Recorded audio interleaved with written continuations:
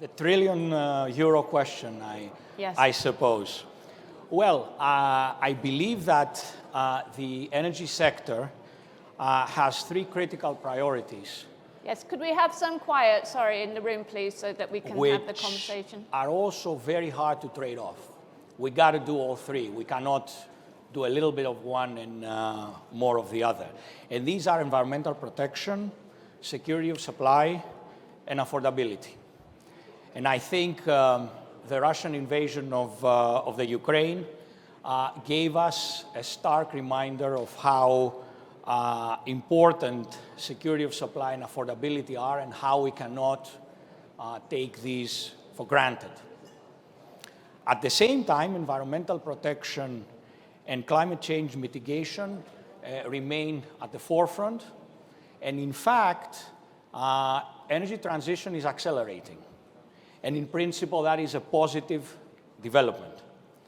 However, I strongly believe that governments and the energy sector must ensure that energy transition occurs in a way that does not jeopardize security of supply and minimizes the cost to society. So security of supply and affordability, again, come into play. Let me elaborate with some observations, if I may. The first one is we need to embrace technological neutrality. And we strongly believe that technological neutrality, rather than arbitrary mandates, is more likely to produce better outcomes in all three areas. That is, speed of energy transition, improvement of security of supply, and lower energy cost. In this light, we welcome the opportunity given to us recently by the European Council, actually last week. The decision would allow us, would give us the chance to try to complement e-mobility with the use of low-carbon liquid fuels on a conventional technology in internal combustion engines in order to meet the great challenge of decarbonizing ground transportation. So we believe that is a step in the right direction. Second observation, and this is very related to the geopolitical conversation we've been having.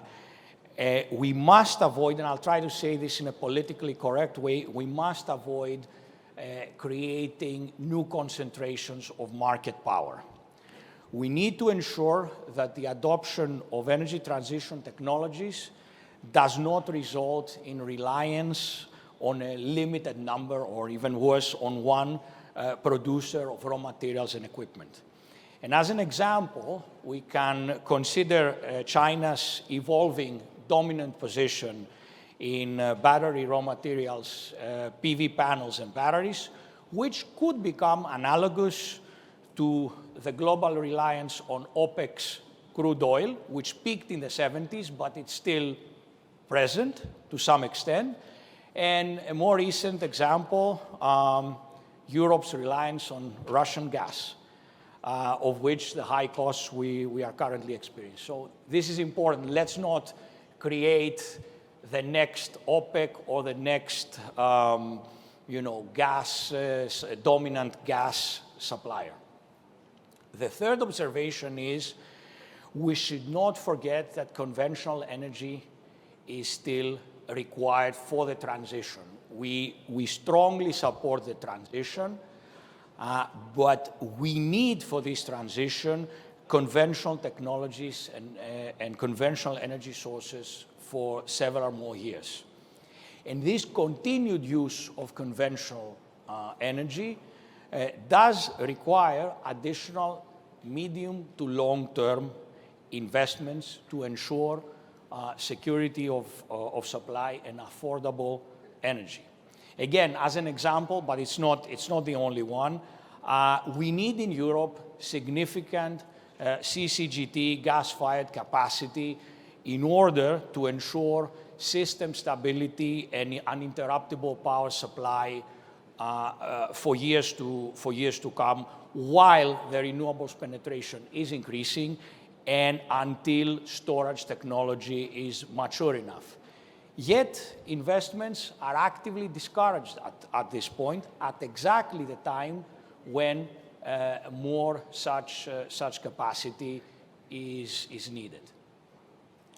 There's more things I could say, but I'd rather stick to the time limit and keep these 3 points in mind. Well, thank you. Well,